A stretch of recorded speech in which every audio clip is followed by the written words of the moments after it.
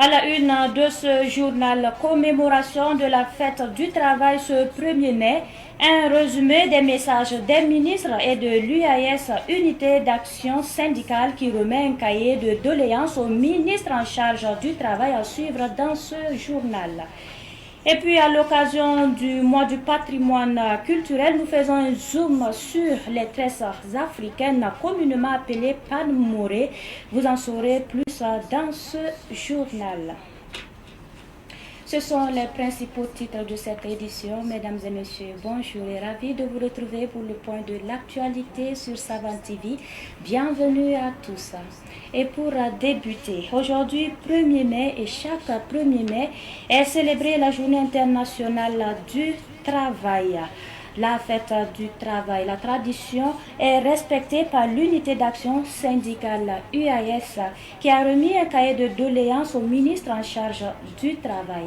Un cahier qui contient des préoccupations qui portent notamment sur la libération des militants arrêtés, l'augmentation des pensions des retraités, la révision de la grille salariale des travailleurs d'État. Nous écoutons Ernest Ouedraogo au micro de Cynthia Zungrana. La plateforme revendicative que nous vous transmettons recense des préoccupations dont certaines sont contenues dans les plateformes de 2023-2024 et auxquelles nous avons ajouté de nouvelles préoccupations comme celle relative à la libération de personnes arrêtées, à l'augmentation des pensions des retraités, à l'arrêt des ponctions sur les fonds de caisse de prévoyance sociale Carrefour CNSS. La révision de la nouvelle grille salariale des travailleurs des sociétés d'État, des établissements publics de prévoyance sociale et des sociétés d'économie mixte à participation majoritaire de l'État. Le blocage de la délivrance des récépissés des syndicats. Nous nourrissons l'espoir qu'elle fera l'objet d'un examen attentif du gouvernement. Selon le ministre Mathias Traoré, ministre en charge de la fonction publique, cette journée est une journée d'introspection pour s'interroger sur les contributions individuelles et collectives pour relever les défis du monde du travail. À l'occasion de cette commémoration, le ministre de la fonction publique, du travail et de la protection sociale a félicité les acteurs du monde du travail pour les résultats obtenus. Le ministre a assuré que dans sa mission de promouvoir le dialogue social, son département a facilité les négociations pour la conclusion de conventions collectives au cours de l'année 2024. Il invite les autres secteurs à emboîter le pas afin d'assurer de meilleures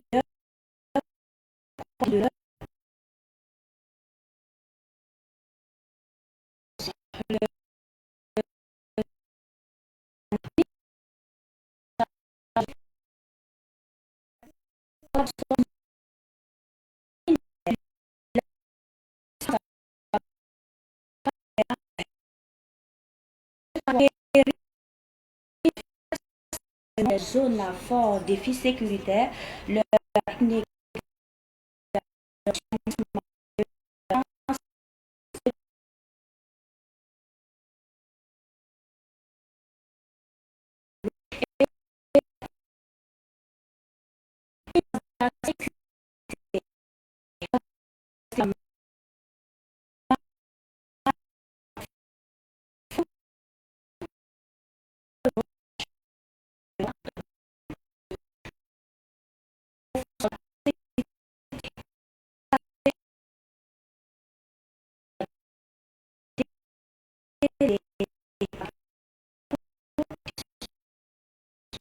l'ensemble du territoire.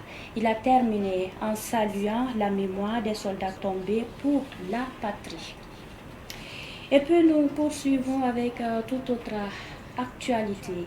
L'Ittihad islamique du Burkina, en partenariat avec l'URCBSD, a organisé une table ronde des communautés religieuses et coutumières sur le vivre ensemble, la cohésion sociale et la paix au Burkina Faso. Cette initiative entre dans le cadre de son projet Diama Beurneri. La rencontre a permis aux participants musulmans, chrétiens et coutumiers de faire des propositions pour le bon vivre ensemble. Les précisions avec Sibli Nankelsé.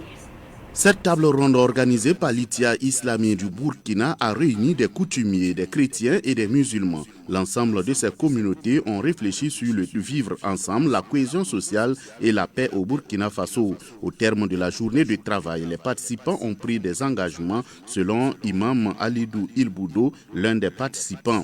Ces engagements seront publiés sous forme de déclaration. Le respect mutuel, tant au niveau de la culture, de la religion ou de la particularité de chacun d'entre nous. Deuxième élément, c'est notre appartenance à une même patrie qui fait de nous des religieux, c'est vrai, mais aussi des citoyens. Donc de la même façon que nous respectons les valeurs républicaines, c'est de cette même façon que nous respectons les valeurs morales, les valeurs spirituelles et religieuses. Nous avons pris l'engagement aussi de collaborer ensemble parce qu'il y a beaucoup de chantiers sociaux surtout qui nous interpellent au-delà de nos différences religieuses. Quand il y a la soif, la famine, la sécheresse dans un pays, ça n'indexe pas une communauté. En plus de ces engagements, les participants ont décidé de voir comment formaliser les cadres de dialogue religieux afin de sensibiliser les prédicateurs et les prêcheurs. Comment formaliser et rendre fonctionnels et structurels ces cadres de dialogue et d'intermédiation interreligieuse. Les réseaux sociaux qui aujourd'hui véhiculent des paroles violentes qui parfois émanent de nos communautés, de nos prédicateurs, de nos prêcheurs ou bien de nos jeunes frères. Comment pouvoir les sensibiliser à ce que chaque parole qui sort soit une parole qui construise. Le secrétaire exécutif de la FAIB, El Hadj Adama Sakandé, de son côté, a remercié les participants pour les propositions pertinentes faites. Il a dit espérer que la mise en œuvre de ces propositions va aider les différentes communautés à renforcer le vivre ensemble. On espère que la mise en œuvre de ces propositions va aider nos communautés à bien vivre ensemble dans une cohésion totale, dans une entente parfaite. Cette table ronde de l'Itiade islamique du Burkina Faso a réuni une trentaine de chefs coutumiers et de leaders religieux, musulmans et chrétiens. Venons-en à ce tout autre titre de cette édition. Alors que la chaleur grimpe au Burkina Faso, certaines personnes sont plus vulnérables que d'autres. C'est notamment le cas des personnes atteintes d'albinisme dont la peau et les yeux sont particulièrement sensibles aux rayons du soleil. Quelques personnes atteintes d'albinisme à Ouagadougou témoignent des bouleversements que leur impose la canicule. Nous en savons plus avec Cynthia Zungrana. Des aspirateurs, des compresseurs ainsi que des huiles moteurs constituent le lot du don offert par la société Sat Energy en partenariat avec l'UQUAL aux forces combattantes. Une initiative pour soutenir l'armée dans la sécurisation du territoire. Pour Delphine Kaboré, directrice administrative et financière de Sat Energy, ce geste s'inscrit dans la mobilisation générale du peuple burkinabé pour soutenir son armée. Nous sommes venus ce matin offrir ce don parce que nous sommes conscients de leurs besoins en logistique et leurs besoins constants aussi en matière d'entretien de matériel roulant pour pouvoir contribuer à l'effort de sécurisation du pays. Il y a 120 bidons de 1 litre, il y a 6 bidons de 5 litres et 6 bidons aussi de 20 litres, plus 3 fûts de 250 litres chacun. Le colonel-major Rémi Kambou, directeur de l'action sociale des armées, salue l'initiative de Sat Energy et précise que ce don constitue un bol d'air pour l'armée. Donc le geste qu'il pose là est incommensurable, c'est un geste logistique qui est vraiment grand et nous les sommes reconnaissants. C'est vraiment une plus-value, c'est pas du superflu, c'est vraiment nécessaire. On était dans le besoin et les logisticiens pourront vous dire, au-delà de la somme qu'elle vient de communiquer, ce que ça vaut. Mais ne serait-ce que ces appareils-là, ils peuvent vous dire ce que ça vaut. C'est vraiment important. Le colonel-major, en retour, remet une médaille de reconnaissance à la société pour matérialiser l'expression de gratitude des forces armées nationales. Vous venez plutôt de suivre un élément de la société Satenergie qui a remis de l'huile moteur hier au camp Sangoulé-Lamizana, une initiative en collaboration avec l'UCAIL pour soutenir l'armée dans la sécurisation du territoire. Un reportage signé Fideline Bansé et Djamilatou Sakana. Et pour la suite, après les Koundé, la soirée After Koundé a mis en scène avec la guest star Imra de la Côte d'Ivoire. Il est accompagné de quelques lauréats de la 23e édition des Koundé qui se sont produits sur scène hier au Palais des Sports de Ouaga 2000. Madinatou Wedraogo.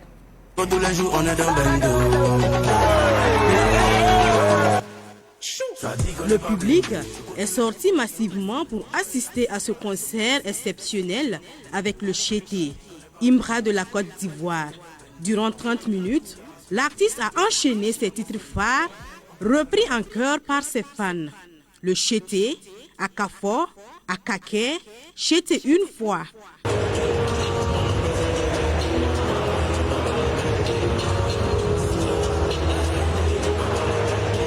Des refrains entonnés par un public majoritairement jeune, conquis par ce tout premier concert au Burkina de son idole.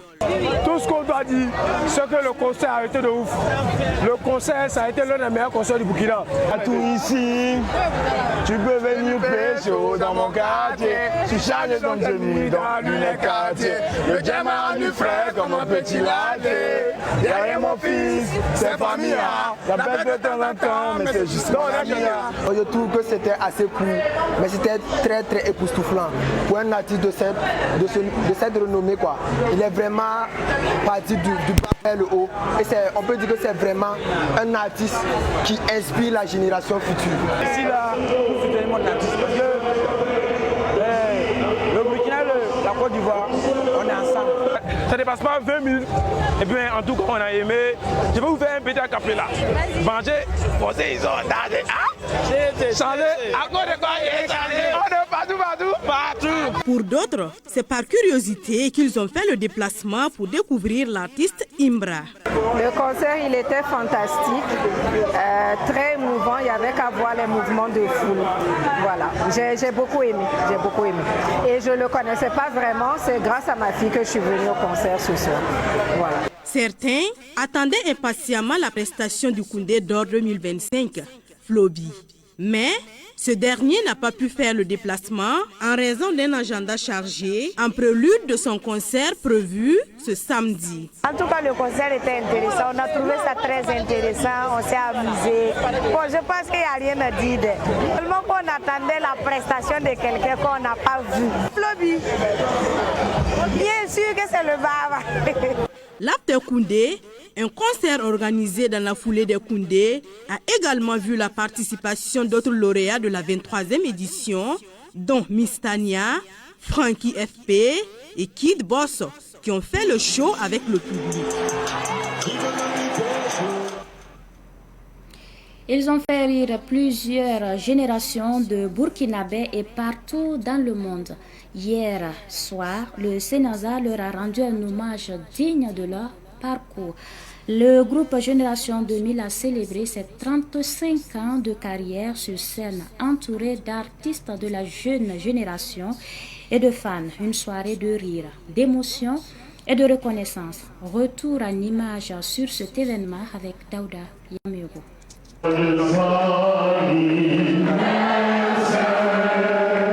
C'est dans une salle pleine à craquer que Génération 2000 a soufflé ses 35 bougies de carrière. plus de 3 décennies de rire, de satire sociale et de fidélité aux fans. Sur scène, les sketchs de ces pionniers du rire burkinabé continuent de résister au temps. Lorsque je t'ai vu pour la première fois, tout de suite, je t'ai remarqué par ta démarche, ton style, ton sourire, et tes beaux yeux. 35 ans de rire et visiblement ce n'est qu'un début selon Baben Chic-Choc de Génération 2000 qui promet de continuer à faire rire, éduquer et inspirer la jeune génération. C'est un moment de joie qui nous anime dans la mesure où le spectacle, les gens sont sortis nombreux. C'est une façon de nous démontrer que durant ces 35 ans, ils sont toujours avec nous. Et puis c'était une fierté pour nous de jouer avec nos apprenants, ceux que nous avons formés, qui ont joué dans ce spectacle. Et c'est vrai que le premier spectacle en 2023, le sursaut patriotique, on avait beaucoup plus joué avec leurs grands frères. Mais cette fois-ci, on a fait beaucoup plus jouer les jeunes pour les permettre de pouvoir jouer sur la même scène que nous. Cette soirée d'anniversaire a été l'occasion pour le groupe Génération 2000 de rendre hommage à un membre du groupe qui n'est plus de ce monde à travers un standing ovation.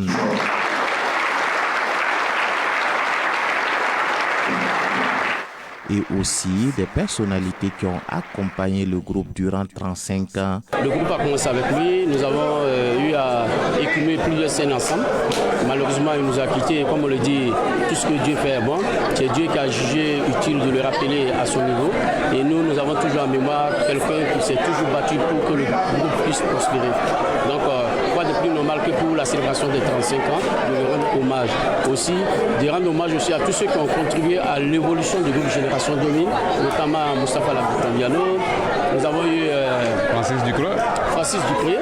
Nous avons eu aussi Bernard Zaraski. Voilà, toutes ces personnes ont contribué d'une manière ou d'une autre à permettre au groupe Génération 2000 de pouvoir gravir les échelons qui aujourd'hui font de nous des pionniers de l'humour. Le représentant du ministre en charge de la culture a salué le parcours du groupe Génération 2000. Pour lui, le groupe a contribué à la vitalité culturelle du pays et à la formation de plusieurs jeunes humoristes. Le groupe qui a en tout cas été le précurseur de cette discipline-là au niveau du Burkina Faso. Et ça fait 35 ans, je pense que 35 ans, ça fait beaucoup de choses, ça fait beaucoup, d'enseignements, beaucoup d'héritage, en tout cas dans le domaine de l'humour qui a été laissé à cette nouvelle génération et qui va continuer d'ailleurs. Donc nous leur souhaitons en tout cas d'avoir d'autres anniversaires. À cette soirée anniversaire du groupe Génération 2000, la jeune génération est venue prêter main forte aux aînés. Humoristes, chanteurs, comédiens, tous ont répondu à l'appel pour dire merci à ceux qui ont ouvert la voie. Le groupe Génération 2000 est né en 1990. Il compte désormais 2 membres, Baben Chic-Choc et de Benga Kabakuru. Et pour terminer, le mois du patrimoine burkinabé est une initiative dédiée à la valorisation, la protection et la promotion du patrimoine culturel. Il met en lumière les richesses culturelles historiques. Parmi cette richesse, il y a les tresses africaines ou le panmouré. Madinatou Ouedraogo et Ramatou Azao sont allés à la rencontre de quelques coiffeuses au marché de Pissi Bonam.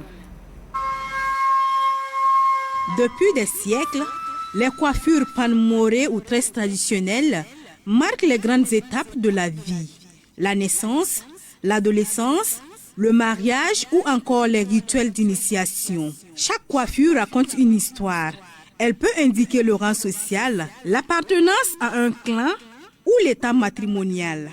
Ici au marché Pissi Bonam, une mère et sa fille Bobo Griot ne réalisent que des coiffures panmorées en langue morée, aussi appelées tresses africaines en langue française et bolognier en djoula. Fatimata Diarra a hérité de ce savoir-faire de sa propre mère. J'ai choisi de faire le panmoré parce que c'est un héritage qu'on nous a laissé. J'ai grandi et j'ai vu mes parents. Ma mère était dans la coiffure panmoré. Elle aussi, elle a hérité de sa mère, de ses grands-parents. Donc, c'est pour ce choix. Moi aussi, j'ai décidé de faire le panmoré. Flanou Sanou, quant à elle, est présente dans ce marché depuis 10 ans. Elle aussi ne coiffe que le style Panmoré, un héritage familial qu'elle perpétue avec fierté.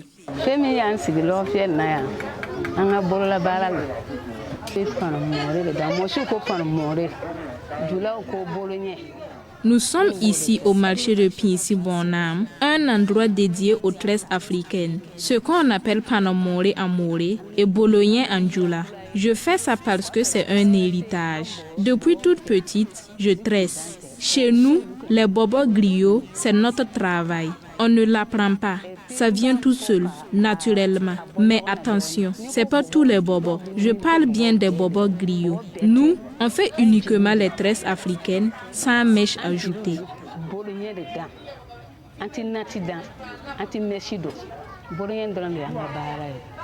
La tresse nourrit son homme, selon la mère et la fille. Pour elle, cette coiffure traditionnelle est l'expression d'une identité et d'une source de revenus. Les tresses africaines, ça nourrit bien son homme. Celui qui dit le contraire ne connaît rien. Si tu connais, tu vas en profiter aussi. Si j'étais à la maison, j'allais vous montrer tout ce que ce métier m'a rapporté. Je peux dire que le Panmoré est rentable. D'une part, bon, c'est un peu de la fatigue, mais c'est bien rentable. Le Panmoré est bien rentable. Ça me nourrit, ça nourrit mon enfant et je suis bien à mes besoins. Flanou Sanou ne réalise aucune autre coiffure que celle qu'elle a apprise dans sa propre famille. Malgré la modernité, les mèches et les perruques qui inondent le marché n'altèrent en rien la valeur et la beauté de leur coiffure traditionnelle.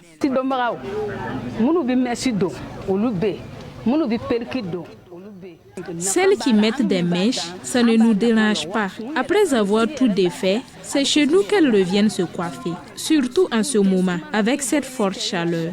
On est nombreux aujourd'hui à pratiquer ce métier. Même les enfants apprennent pour assurer la relève. Certaines ajoutent des styles modernisés. Mais chez nous, ça reste le Panamoré. Toutes mes filles font ça. Et chez elles aussi, ça vient naturellement. Grâce à cet héritage, Fatima Tadiara a pu former plusieurs jeunes filles. Aujourd'hui, devenues coiffeuses à leur tour. Un jour, je me suis assise. Je dis pourquoi pas faire la formation de Panmoré pour apprendre à d'autres filles qui veulent apprendre le Panmoré à partir de moi. Parce que moi, je n'ai pas appris. Moi, c'est mon héritage. Et je vais juste donner un peu de mon héritage, donner un peu la connaissance de mon héritage à d'autres filles qui veulent connaître le Panmoré. Donc c'est à base de ça j'ai commencé à faire mes formations un peu. Les coiffures traditionnelles Peul, aussi appelées tresses Fulani, se font de plus en plus rares. La tendance actuelle est plutôt aux coiffures plus simples et aux coiffures artistiques, souvent portées lors des défilés de mode ou des soirées.